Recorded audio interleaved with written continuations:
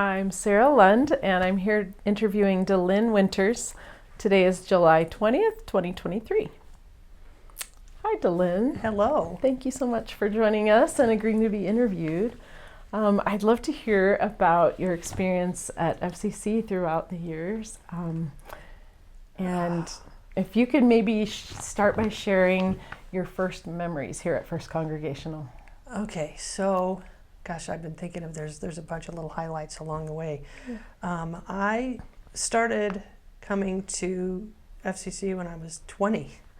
I was still in college. I was an undergraduate student at it's now CSU Pueblo, and my parents were members here, and so I decided to give it a try, and I fit right in. I mean, it was very welcoming, and so I found myself coming home on the weekends, not just to do my weekend job, but also to come to church. And so I probably went for maybe 6 months before I considered permanent membership, and then that was that was 1983. Okay. No, more than that, 86. 86, okay. Yeah. When you became a member was 86, okay. And who was the minister when you joined? Jerry Jordan was Okay. minister, and then in 1991, Jim White married me. Oh, So- neat. And then 6 months later, he got married. Oh, yeah. And what were your reasons for joining? I don't know. I really just, I didn't want an experience. I wanted an experience that was more spiritual and less regimented. And because growing up, my parents encouraged us. I have two older brothers. My parents encouraged us to experiment with different sects, I guess, to find what was most comfortable. And so I didn't get baptized until I was 11, and my older brother got baptized in the same ceremony when he was 14. And so, and that was Lutheran. But to me, that was very structured and and it was something that I wasn't comfortable with as a young adult. And so, when my parents encouraged me to come here, I tried it, and it felt really good. There was nothing really. I don't know, I just felt comfortable. It felt like I could take the lessons that I learned in a church service and apply them right away. It wasn't something that I had to say, okay, well, I have to think about this and then figure out how I can tie this, ancient scripture to something in my normal life. Yeah. It was something that was easily translatable. Right. So That's neat. Can you share a memory of your time spent here, like on a team or a committee? oh gosh, okay, In so particular? I have lots. My longest team is the Flute Choir. So the Flute Choir's been around since 1991, and I Okay. joined in 1994. So the only person who's been in the choir longer than me, or Phyllis, is Kathy Lindeman. Yeah. And So that's my longest affiliation. And she keeps taking me back, even though I keep breaking my arms. But I also was nursery director for 4 years. I also was the lighting director for a feature of Godspell that my brother built. My brother built an extension stage, a projection stage, Oh, wow. in the sanctuary No way. that projected out, and then we had an all teenage cast Wow. for this. And so we did a and my husband at the time was the sound director, and I was the lighting director, and so we just took a crew of kids and put them to work, and it was a really great little show. Wow. That was probably 1992 or 3. Was that I all think. volunteer? Yeah. Yep. Wow. Yep. And then I was nursery director for 4 years, probably mid-90s, and that was really fulfilling too. I really liked that. Yeah. So I worked briefly with youth at the same time. It was kind of weird because it was one of those things where well, I don't make my New Year's resolutions on New Year's Day. I make them on my birthday because Oh, that's yeah. my New Year. Yeah. So that year, I think it was 92 or 93, my resolution was to get more involved with the church. Oh. And so I jumped in like you did with both feet. Right. And so I was doing nursery director, I did production, I did, some work with the youth group. I ended up doing they used to have an overnight, they would take the youth and we'd do this like overnight thing, and then they would run the Easter sunrise service. Oh, yeah. So that Saturday night we would stay and we would do, contemplative worship, and we would do some meditation, some team building exercises, and then we'd get up real early and prep them for, and they did it. They did the church service first thing in the morning on Easter Sunday. That was great. Oh, neat. And I don't know. There's a lot of great memories. A lot of really good stuff. So, who do you remember as friends in church over your years? Kathy and Ted. Kathy and Ted, Yeah, Kathy and Ted Lindeman. It's really interesting because their kids were babies when I was in the nursery, and so from when they were little sprouts, and now Ian's huge, and it's just, and it's I don't know. It's very gratifying to see, the long-term friendships and things that I've developed over the years, especially through the flute choir. But people like Rosi and Phyllis. But also, it's nice to see new faces, and it's nice to just keep getting involved. It's interesting. Recently, I've noticed, because I teach at UCCS, and there's a lot of people from UCCS that come here that I didn't realize were coming here until I started doing the contemplative services in the wintertime. And so I met a whole group of people I already knew. That's so great. Yeah. What do you teach at UCCS? I teach first grade, first year experience, first year rhetoric and writing. Oh, cool. So, Okay. yeah. I teach freshmen, basically. All right. What do you value most about this church and this community here? Oh, it has such a rich legacy. Its history is amazing. Not just as, it's a Congregationalist foundation, but also it is one of the first buildings that was built in Colorado Springs by a community. I mean, it was one of the first, big buildings in town. And so I'm also a local historian, and so I really like to think about what Colorado Springs looked like with just these few, churches and the few big buildings like Cutler Hall and CC and things like that. And knowing that some of those ties still exist. We still are very closely tied to CC and their archive, and so the archivists work closely together, and it's just kind of interesting to think about that legacy and how it keeps building. Yeah.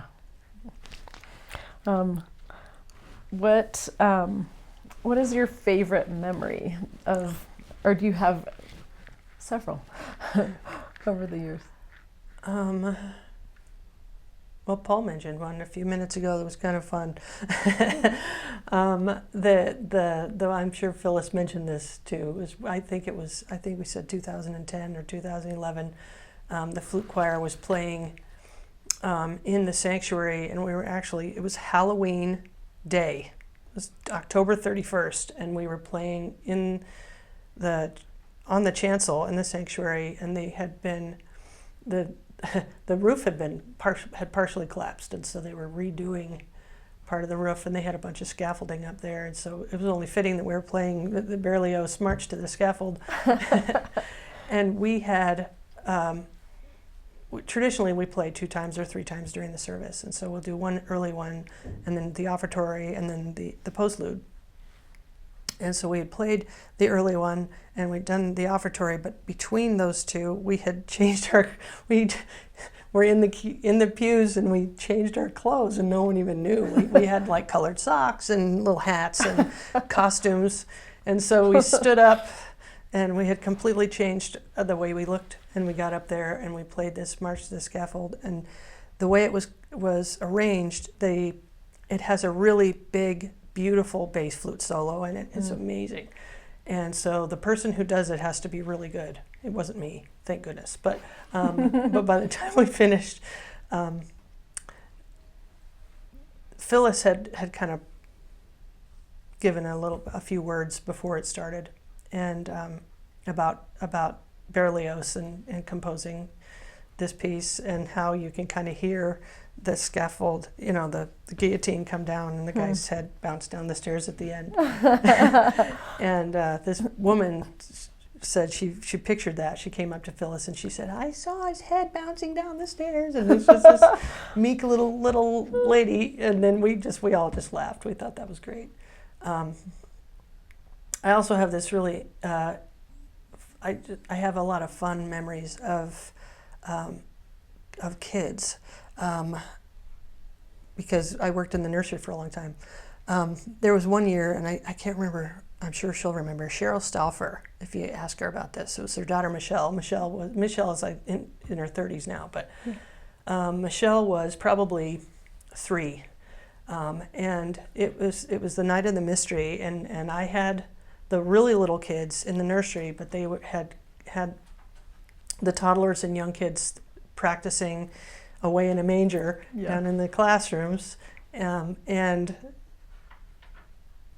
they called them all up, and so I went up with the little ones, and then I sat down in the pew, and Michelle turns around, picks up her dress like this, and faces the audience, like, "See, guess what?" and Cheryl's just, sinking in. It was so cute. And I'm sure Michelle will not be happy with me bringing that up, but it was adorable. It was the cutest thing. Cute. So, but there were a lot of really good memories. We used to have a guy named Arnold who was our caretaker here. You know him, Arnold Eager, because Dolly. You might know Dolly. Okay. Yep. So Dolly used to work in the office, and Arnold would do all the maintenance and stuff. And Arnold knew the best ghost stories about First Congregational, and so he would tell me these things. And so he said, one night I was here and I was working on some woodwork, and I heard what I thought was rolling metal trash cans, and they would roll, roll, roll, roll, crash, and I'd turn around and there's nothing there. And it happened over and over again, and I thought, oh, Arnold, you're full of it. That's not real. And then one of the nights we had an overnight with the teenagers, I hear this roll, roll, roll, roll, crash, and I turned and there was nothing there.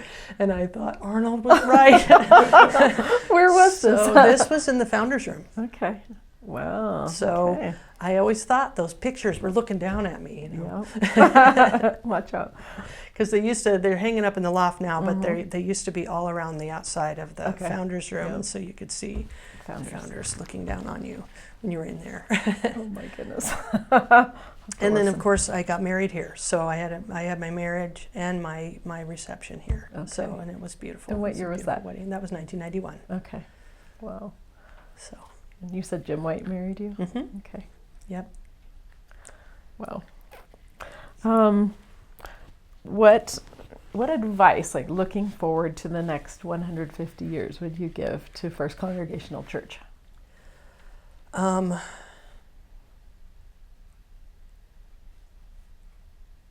Put fun things in the cornerstone. Because I remember a few years ago, it's probably a lot longer than that. What was it? In the 80s or 90s, we opened the cornerstone and looked in there, and then put more stuff in there. And one of the things they put in there was a digital archive on a CD. And so I don't know if anybody in the future is going to be able to look at it. I don't know if they put anything on a thumb drive, or I don't know, but but put tangible things in there, not just a digital archive, but just really things that signify the moment in there. What is the cornerstone? It was the actual physical cornerstone. The actual physical of the cornerstone. building? How did they get to it?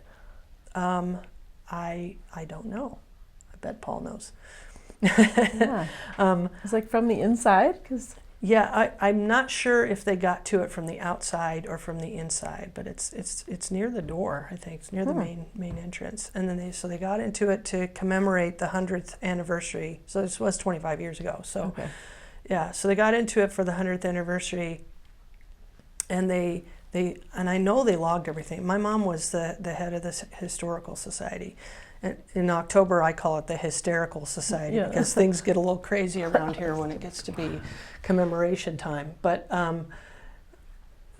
I remember them pulling the things out of the, and Bill Polson also was one of the archivists too. And they pulled the stuff out, they archived it, and then they put it all back in, and they added more stuff and put the cornerstone back. So I don't know how they did it. Okay.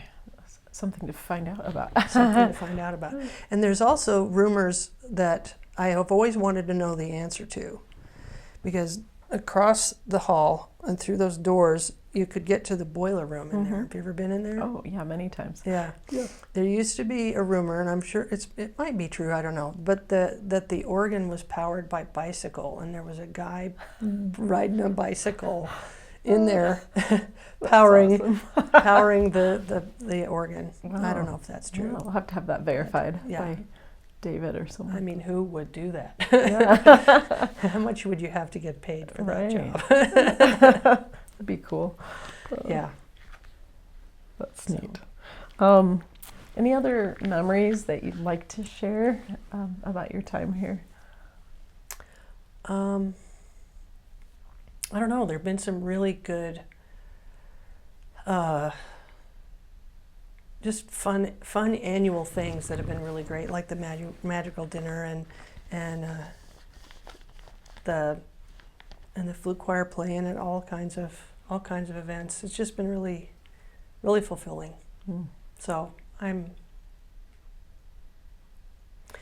have at various times over the last 30 some years, I've gotten involved. I've pulled back and gotten involved in things outside the church, and then I've gotten re-involved and pulled back. Yeah. And so it's nice to know that it's just there. It's just been very steady. They've been there the whole time. So. Agreed. So. Well, any other questions that you guys have thought of? You've had a lot of great memories and different specific things that you've been a part of. Yeah, I liked hearing about. It's been interesting to see, because when I was in the nursery, that was my fourth job. Like I was working 4 jobs, and this was the fourth one. Yeah. And so I always thought, well, at least I can have Sundays off. But after 12. Yeah, and it was fulfilling. I like that a lot. So yeah. Anyway. Yeah. How old were you when you worked in the nursery? Oh gosh, I think probably in my 30s. No, it's probably earlier than that. So maybe this is probably mid 90s. Yeah. So probably in my late 20s. Okay. Yeah. So. It was fun. And the legacy continues. Yeah, Frances Tippie used to come down and help me. Oh. And that was really fun. And she and I still sit next to each other at the contemplative services. Oh, so it's really nice to have that connection. Oh. So. Well, we have a UCCS student who works in the nursery now too. So. Oh, really? Yeah, she just finished her freshman year, Sarah Sampson. I don't know if you possibly had her. Well, we usually onboard between 1,800 and 2,000 new freshmen. Yeah. So you don't remember her? I teach 4 sections of freshman comp. Yeah. So I usually teach about 80 of them. I'll have to ask her when she knows. So you. That's not a name I know, but I will connect with her and see what she has to say. She's sweet. So, but gosh, I've seen a lot of them grow from teeny tiny all the way up to full adults, and it's just been wonderful. So, and it just made me think about too. There was a time in the flute choir where we had multi-generations at the same time. Oh wow! So when I joined the flute choir, so did my mom. Okay. So my mom had not played flute for 20 years, and I had not played for 10 years, and we decided to take the leap together. Yeah. And so we were a mother-daughter, and then we had Kathy and her daughter, Robin, Okay. and Kathy's mother-in-law, Betty, No all way. playing flute at the same time. And then we had Sarah and Weatherman. Thank you. Sarah Weatherman and her daughter and her mother-in-law, her mom. Anyway, all at the same time. Wow. So it was multi-generational, and it was really kind of fun to go in there and have sort of this family feel, and that's never left. Yeah, and to be able to pick up flute and get back. Yeah, and the great the thing swing of is that things. Phyllis just she'll take anybody. That's You know, so even if it's been a long time, and I thought it might be,